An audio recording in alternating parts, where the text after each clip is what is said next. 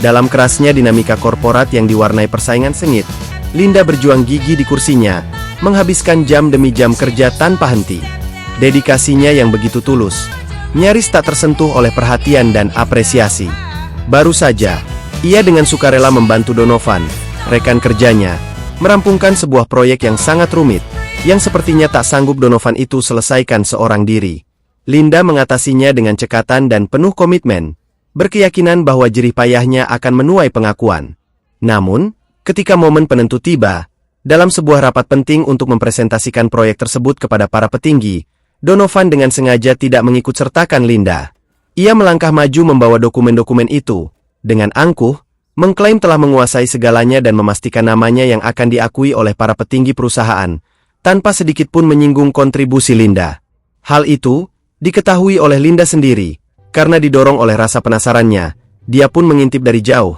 Di balik ruang rapat yang transparan, terlihat Donovan menyajikan hasil kerja itu seolah-olah sepenuhnya miliknya, dengan licik menyingkirkan nama Linda dari berkas proyek tersebut.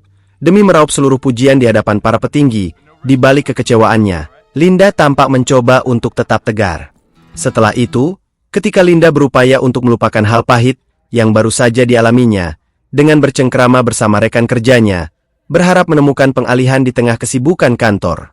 Ironisnya, rekan kerja seperti Chase justru mengabaikannya, berperilaku seolah Linda tak hadir di sana, perlahan-lahan menjadikannya sosok yang terasing di lingkungan kerjanya sendiri. Kesendirian kini menjadi sahabat karibnya, dan penghinaan adalah teman setianya. Jauh dari suasana kantor yang dingin dan tak bersahabat, kehidupan Linda memancarkan warna yang begitu berbeda. Di dalam kesunyian apartemennya, dikelilingi buku-buku, foto-foto tentang memori petualangan alam liar, dan ekspedisi di masa lampau, terpancar jelas betapa ia memiliki semangat yang membara untuk penjelajahan dan petualangan. Kenangan-kenangan itu bagai jurang pemisah yang dalam, dengan realitasnya yang kini terasa monoton. Tanpa ada sahabat untuk berbagi keluh kesahnya, ia melampiaskan frustrasi atas hari kerja yang melelahkan kepada sahabat setianya, yang tidak lain dan tidak bukan, adalah seekor burungnya. Dan menghabiskan malam dengan menyaksikan acara-acara bertahan hidup di televisi, menjadikan layar kaca sebagai pelarian sekaligus sumber kenyamanan. Keesokan harinya, kehadiran bos baru bernama Bradley seolah memberikan secercah harapan padanya. Linda berusaha memperkenalkan diri dengan antusias, berhati-hati memilih kata dan menjaga postur demi menciptakan kesan yang baik demi memajukan karirnya. Namun, pertemuan itu berujung bencana. Bradley, yang merupakan penderita germafobia, atau bisa dibilang OCD akut, tampak ngeri melihat sedikit noda makanan di wajah Linda. Hal itu membuatnya bad mood seharian. Sampai-sampai menyuruh Franklin untuk memutasi Linda ke kantor cabang yang jauh. Di matanya, Linda adalah pribadi yang tidak menyenangkan dan sok asyik. Namun hal itu coba dibantah oleh Franklin, yang mengingatkan bahwa Linda adalah kunci kesuksesan perusahaan di bawah kepemimpinan ayah Bradley sebelum beliau wafat beberapa waktu yang lalu. Bahkan ayah Bradley dulu sempat menjanjikan promosi jabatan ke posisi wakil presiden kepada Linda, sebagai bentuk pengakuan atas kinerja dan loyalitasnya yang konsisten. Namun, Bradley memilih untuk tidak ambil pusing dengan rekam jejak tersebut, dan mengabaikan hal itu sepenuhnya. Di lain sisi, Linda merasa perkenalannya dengan Bradley berjalan lancar. Di pikirannya tidak lama lagi dia akan mendapatkan kenaikan jabatan itu. Bradley, dengan gamblangnya, sudah merencanakan untuk memberikan promosi itu kepada Donovan. Sekaligus memerintahkan Franklin untuk merealisasikan pemutasian Linda ke kantor cabang yang jauh. Franklin berdalih bahwa keahlian Linda masih diperlukan untuk proyek yang sedang berjalan di Bangkok dan hampir menyentuh deadline, meyakinkan Bradley bahwa Donovan akan kesulitan tanpa bantuan Linda. Berencana terus mengeksploitasi bakat Linda, Bradley mengiyakan saran dari Franklin, berencana untuk membuang Linda setelah proyek tersebut diselesaikan. Kemudian, Linda mulai menyadari sesuatu yang aneh antara Donovan dan Bradley. Untuk ukuran atasan dan bawahan, interaksi mereka terasa terlalu akrab, apalagi hal itu dilakukan di kantor, saat jam-jam karyawan lain sedang sibuk.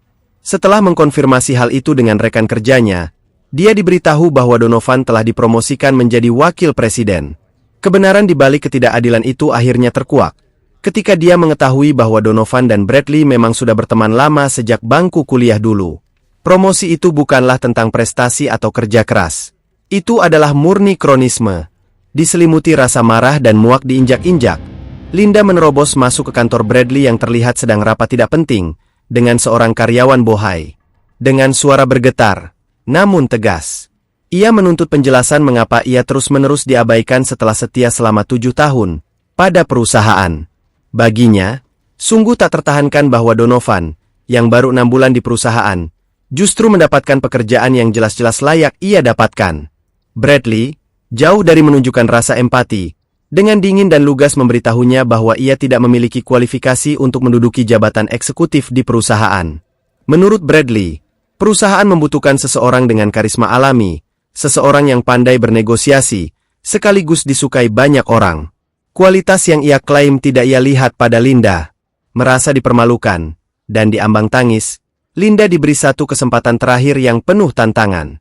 Jika ia berhasil mewujudkan merger besar di Bangkok, ia akan mempertimbangkan kembali promosinya, sebuah proposal yang tampak nyaris mustahil. Namun, kekejaman Bradley tak mengenal batas. Sebelum mengusir Linda dengan sopan, di depan tunangannya, Zuri, ia semakin menghancurkan harga diri Linda, dengan teguran mengenai kebiasaan Linda, untuk makan di meja kerja, yang menurutnya bisa membuat rekan kerjanya tidak nyaman karena bau menyengat dari makanan tersebut.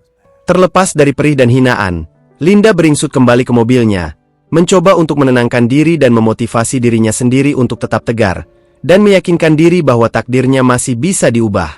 Ia memutuskan perjalanan ke Bangkok nanti akan menjadi kesempatan terakhirnya untuk membuktikan diri dan menyelamatkan karirnya.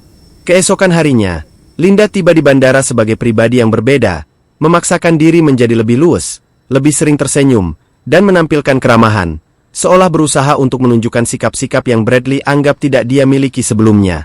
Meski demikian, Bradley masih tetap saja acuh, dan terus mengabaikannya. Tak lama kemudian, tim yang beranggotakan 6 orang itu lepas landas, menuju Bangkok. Dalam perjalanan saat Linda sedang tekun mengerjakan laporan dengan fokus yang nyaris obsesif, di kejauhan Donovan menemukan video Linda di internet, saat dia mengikuti audisi untuk acara bertahan hidup yang ia buat beberapa waktu lalu. Alih-alih menunjukkan rasa hormat atau menjaga privasinya, video itu justru dijadikan bahan bercandaan dengan kawan-kawan yang lain, termasuk Bradley si bos besar. Hal itu memicu tawa dan komentar yang bernada menyindir. Menyadari sedang menjadi sasaran ejekan, dari kejauhan Linda merasa hancur. Dengan perasaan yang campur aduk, antara marah dan sedih, ia lalu menghapus laporan, yang dari tadi telah ia kerjakan begitu keras. Tiba-tiba, turbulensi ekstrim mengguncang pesawat dengan dahsyat. Linda segera mengencangkan sabuk pengamannya, merasakan firasat buruk akan datangnya malapetaka. Bencana pun tak terhindarkan ketika bagian sisi pesawat meledak di tengah penerbangan, meninggalkan lubang yang menganga. Di tengah kekacauan, Donovan tersedot keluar pesawat.